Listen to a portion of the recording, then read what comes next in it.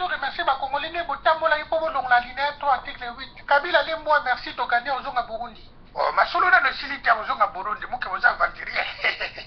Oh bande ko na biso ba to sali zana no première partie masolo zana no zoko prendre. Mais vieux, il fallait loi recensement na fallait longo ya to sali pona nga mende pa fallait gogo. Oui, kasi mende mutazo pesa ko mitu makasi zela to musepe ya kolanda bango bango bako bagata mango wa.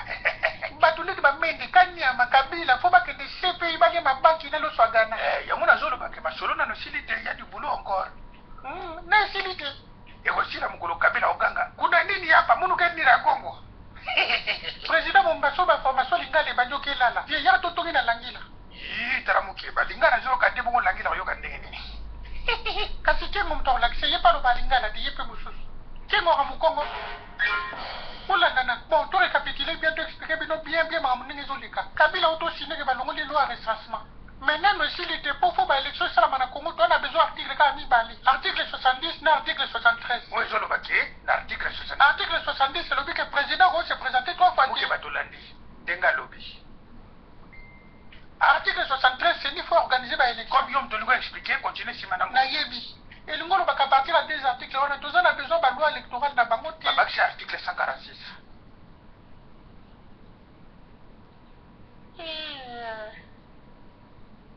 Et ça, c'est un recensement pour l'élection législative. Article 146, c'est un recensement de la population dans la province pour l'élection législative.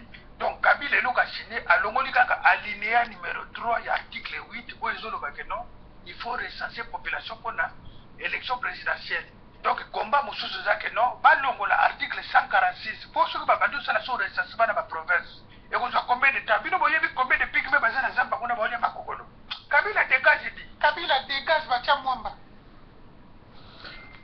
Breaking news, Boïti Kolanda Binomoko.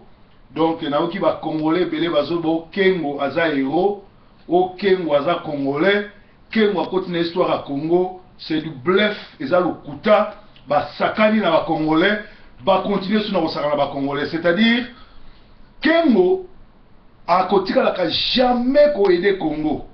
Parce que hier, ils ont travaillé pour les Rwandais et pour la Tutsi Power.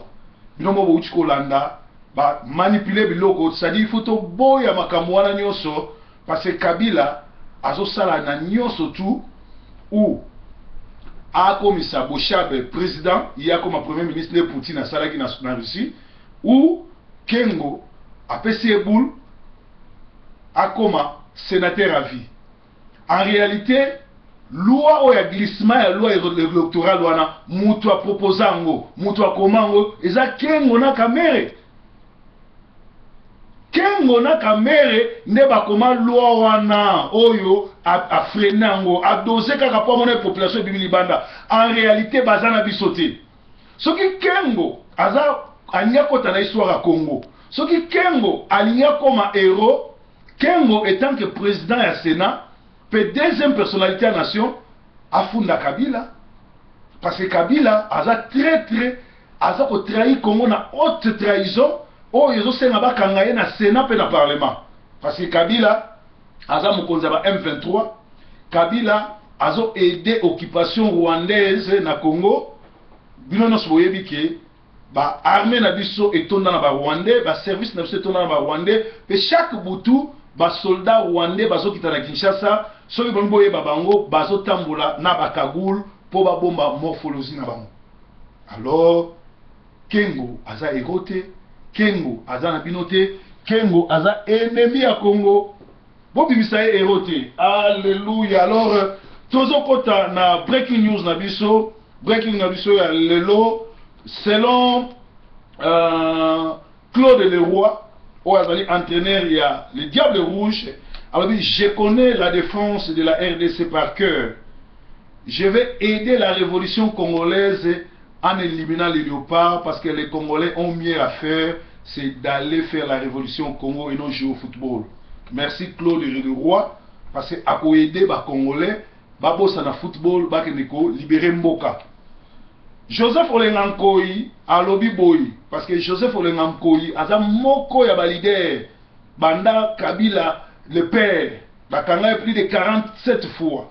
Joseph Olengankoi a Fonus a lobby boy Kanambe a kanisaki aza pasteur esika oyo balobaka alléluia amen akomisa Congo le l'église mais tokutisi ye na Vitaka Mere azali pion na ye azali mutu na ye pe akoki kozala jamais leader ya opposition pour parti na eza même pas na 3 ans donc Vitaka Mere akendeki mbango na besoin ya wana bafrenese ye pe alobi boye Fonu se sali tourné à l'hôpital nyonso à Kinshasa bakuti 447 blessés na ba hôpitaux il y avait au moins 300 morts 1000 disparus pe plus de 700 morts Kabila zoba ayibi ba corps mais abosani koyiba esika matanga ezali donc na Kinshasa lelo Kabila laksi buzoba na ye ayibi ba corps batu bakufaki mais abosani ke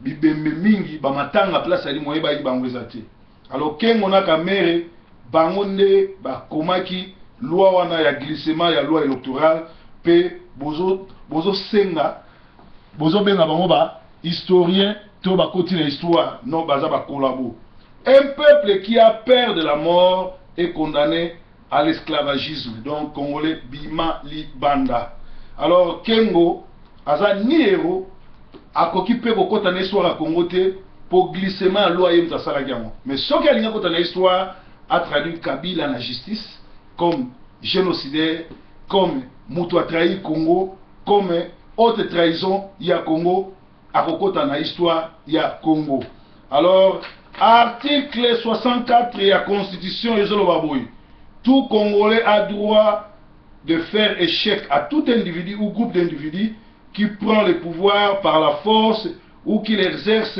en violation des dispositions de la présente constitution. C'est cette disposition qui donne droit aux citoyens congolais de chasser les génocidaires rwandais Kabila et son clan de Rwandais. L'article 220 de la même constitution interdit à tout citoyen congolais d'avoir 3 mandats présidentiels.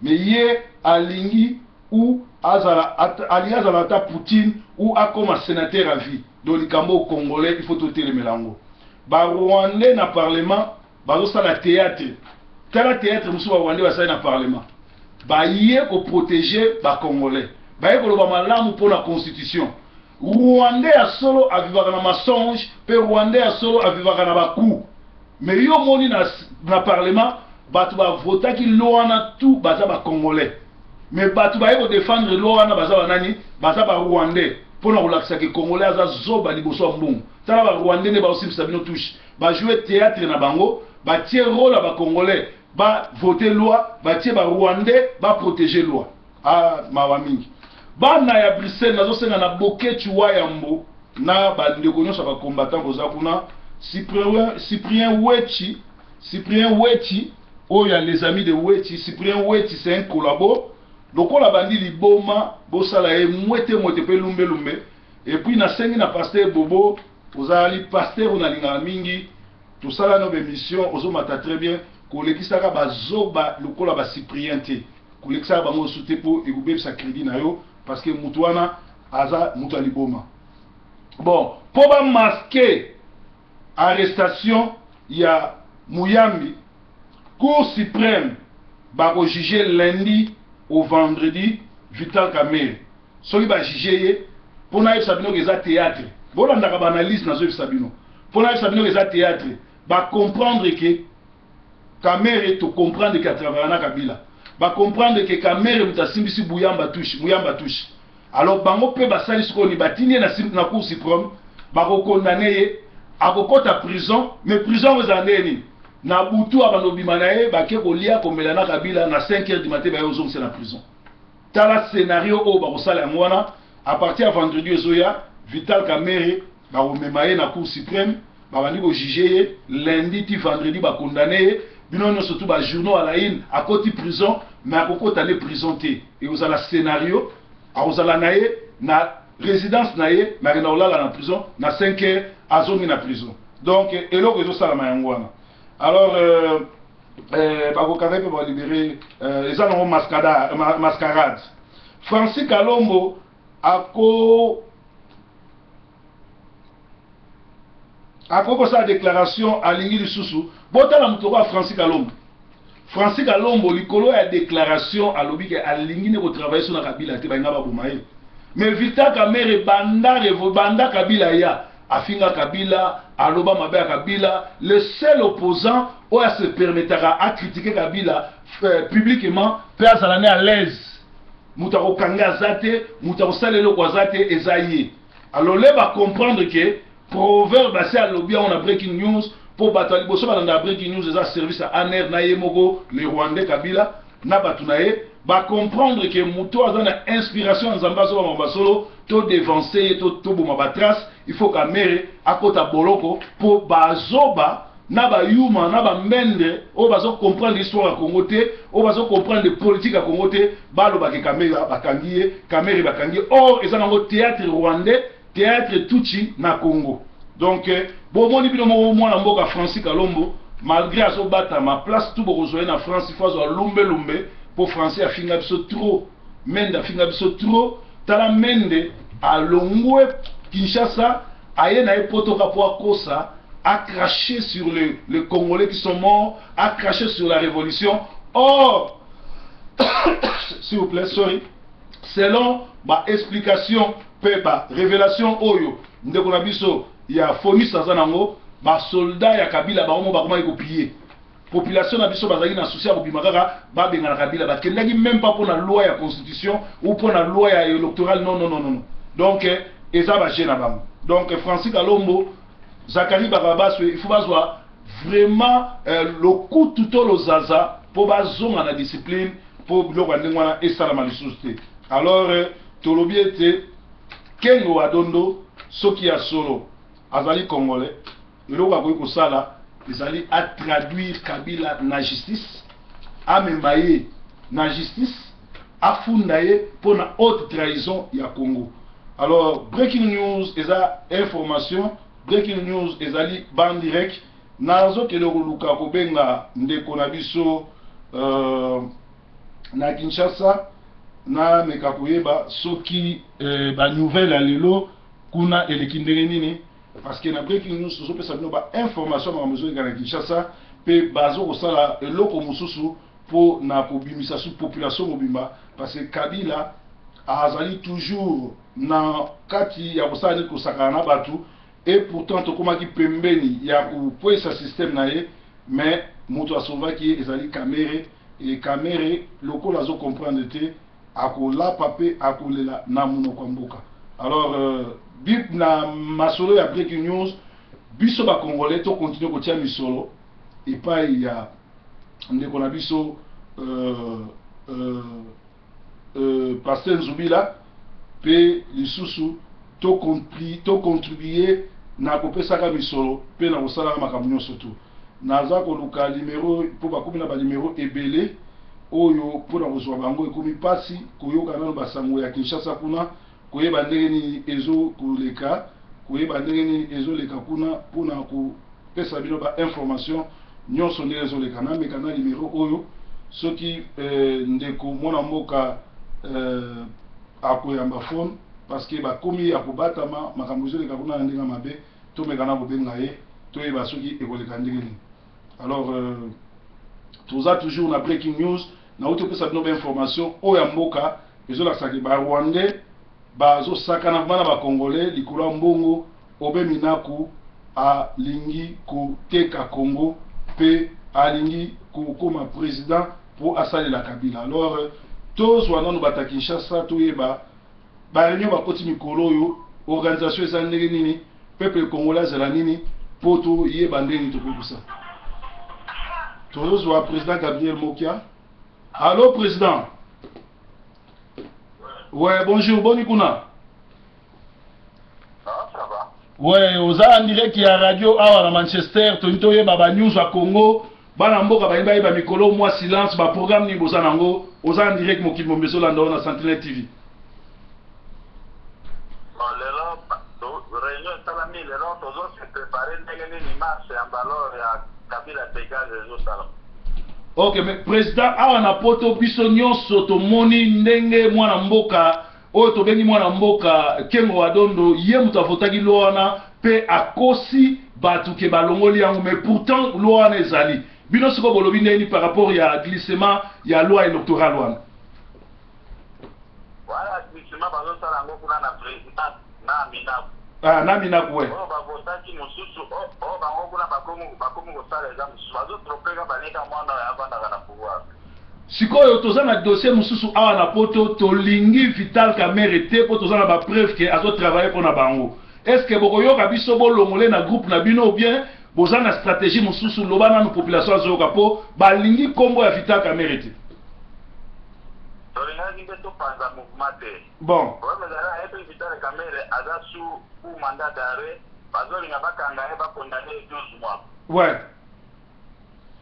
Sikoyo soki bakondamne 12 mois scénario nini ekosalama? Parce que eza bagene na bango eza théâtre tutsi rwandais na Congo yozala ndeni?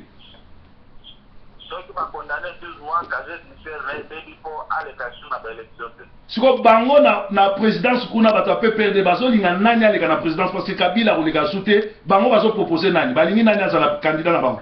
Bango bazopropose kaka Kabila candidat na bango nyonso bazosala eza lokuta.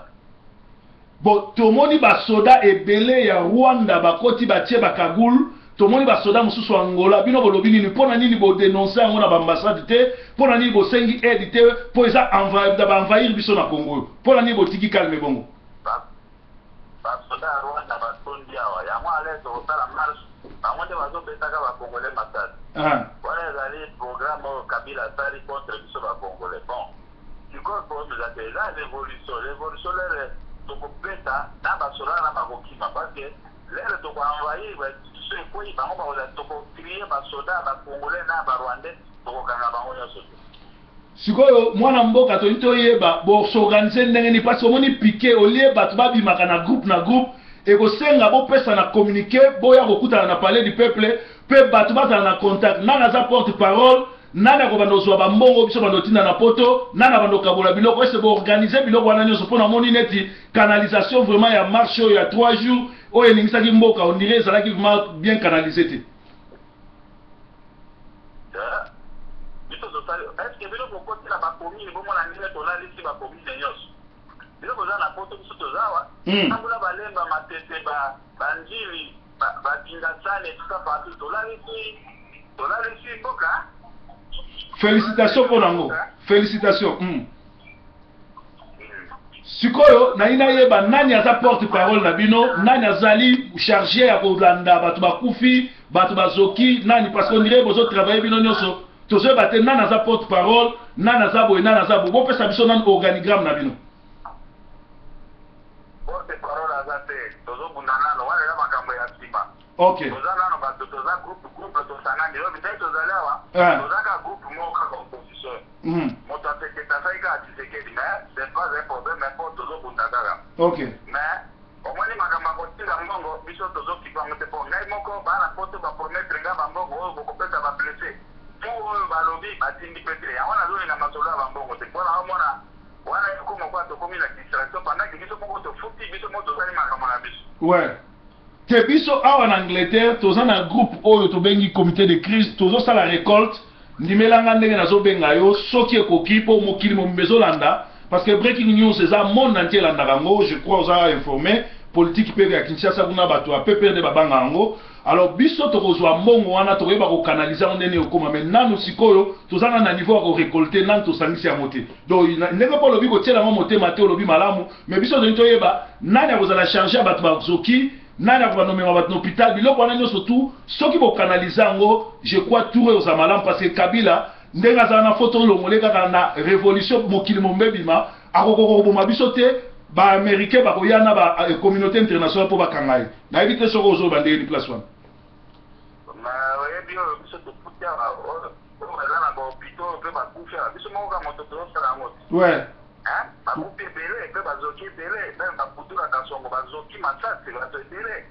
biso moko tozosala te awa yo ozosola na ngai sikoyo bokobite na biso mpona nini te tozodute na bino te adimeto ngai nazwi mbongo adimeto ngai nazwi mbongo mokili mobimbo oyebake mbongo ekai pa président moke biso mbongo ekoma na komite kuna zela komite ezwi mbongo ekoyeba kake otaye na mbongo yango te parce que tokopesa parti oyo ya oyo bazwaka na western union il faut déposer yango kuna na komite ouais tala mbongo eyaki otaya yango oyo c'est tout le reste là c'est rien du tout C'est ça.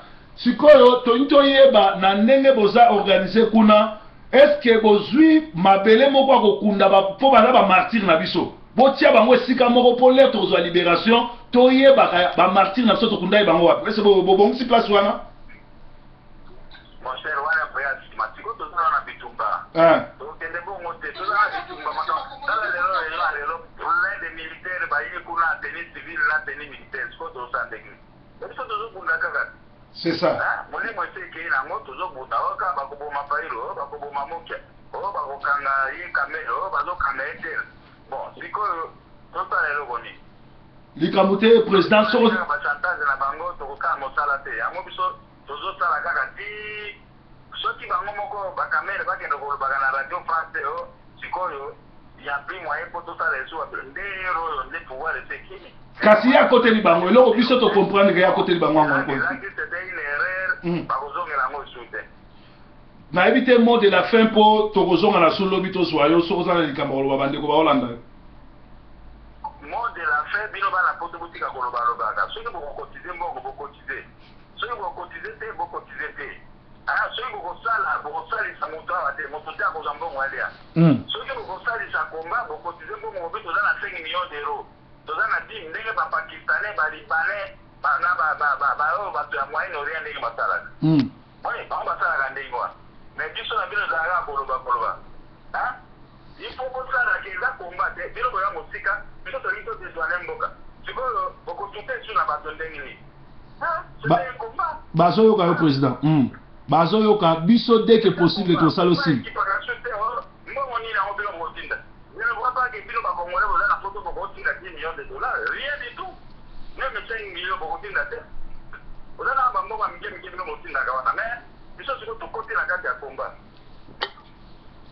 Merci président Nzamba Zano na obengo lobi. Merci. Bouti kolanda wana ezali président Gabriel Mokia ayebisi bino makambo nyonso ndenge ezoleka na Congo. Alors toyoka lisolo oyo ndenge ni makambo ezoleka na mboka avant toyoka bwana bino.